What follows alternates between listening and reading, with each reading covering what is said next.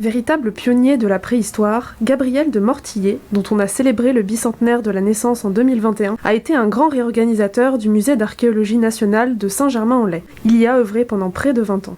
Il avait à gérer les collections du musée qui ne cessaient de s'enrichir et puis il avait assuré l'intérim du directeur. Donc c'est pour nous le moyen d'approcher la vie au quotidien de notre musée au XIXe siècle alors que ce musée vient d'être créé par Napoléon III en 1862.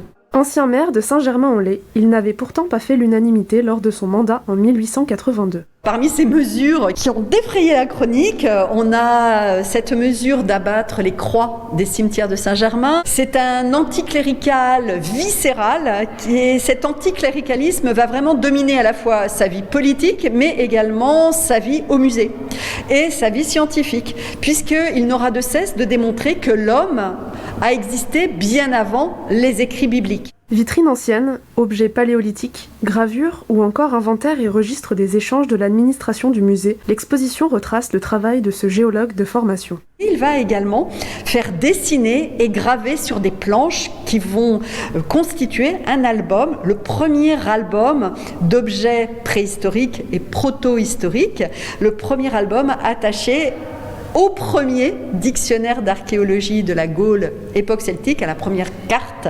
archéologique de la France. Ces gravures sont là pour porter justement la classification proposée par Gabriel de Mortillet sur les objets archéologiques illustrant vraiment la préhistoire. 4 expositions temporaires de ce type seront organisées chaque année. La prochaine portera sur le masque de Monterland en 2022.